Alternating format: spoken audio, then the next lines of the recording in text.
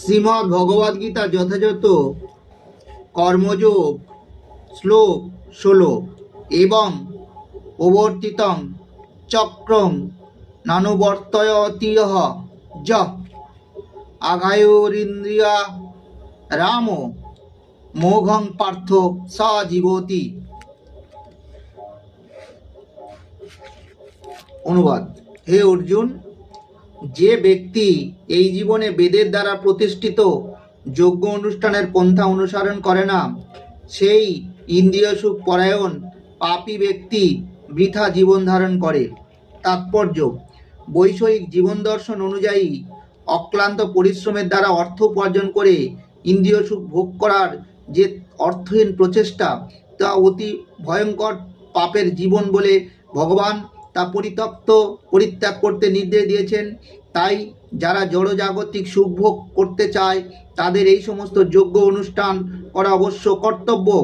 যারা তা করে না তারা অত্যন্ত জঘন্য জীবনযাপন করছে, কারণ তাদের পাপের বোঝা ক্রমশই বেড়ে চলেছে এবং তারা ক্রমশই অধঃপতিত হচ্ছে।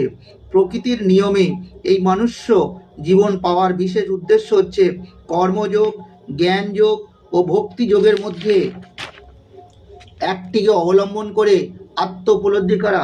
পাপ পুণ্যের অতীত পরমার্থবাদীদের কঠোরভাবে শাস্ত্রোক্ত যজ্ঞ অনুষ্ঠান করার কোনো আবশ্যকতা নেই, কিন্তু যারা জড় বিষয় ভোগে লিপ্ত তাদের এই সমস্ত যজ্ঞ করার মাধ্যমে পবিত্র হওয়া প্রয়োজন।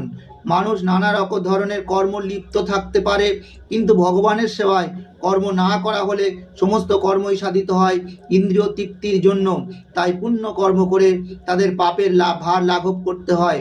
যে সমস্ত মানুষ কামনা বাসনার বন্ধনে আবদ্ধ, তারা ইন্দ্রিয় সুখ ভোগ করতে চায়, ভগবান শ্রীকৃষ্ণ তাই তাদের জন্য যজ্ঞের প্রবর্তন করেছেন, যাতে তারা তাদের আকাঙ্ক্ষিত ইন্দ্রিয় সুখ ভোগ করতে পারে, অথচ সেই কর্মফলের বন্ধনে আবদ্ধ না হয়ে পড়ে। এই জগতের উন্নতি আমাদের প্রচেষ্টার উপর নির্ভর করে না, তা নির্ভর করে অলক্ষ্যে ভগবানের ব্যবস্থাপনা এবং তার আজ্ঞাবাহক দেবদেবীর উপর। তাই বেদের নির্দেশ অনুসারে যজ্ঞ করে দেবদেবীদের তুষ্ট করা হলে পৃথিবীর সর্বাঙ্গীন উন্নতি সাধিত হয়। আপাত দৃষ্টিতে মনে হয় যে বিভিন্ন দেবদেবীদের তুষ্ট করার জন্য যজ্ঞের অনুষ্ঠান করা হয়, কিন্তু প্রকৃতপক্ষে যজ্ঞ অনুষ্ঠান করার উদ্দেশ্য হচ্ছে ভগবান শ্রীকৃষ্ণকে তুষ্ট করা, এবং এভাবেই যজ্ঞ অনুষ্ঠান করতে করতে জীবের অন্তরে কৃষ্ণ ভক্তির বিকাশ হয়। কিন্তু যজ্ঞ অনুষ্ঠান করা সত্ত্বেও যদি অন্তরে কৃষ্ণ ভক্তির উদয় না হয়, তবে বুঝতে হবে তা কেবল উদ্দেশ্যহীন নৈতিক আচার অনুষ্ঠান ছাড়া আর কিছুই নয়। তাই মানুষের কর্তব্য হচ্ছে বেদের নির্দেশগুলোকে কেবল নৈতিক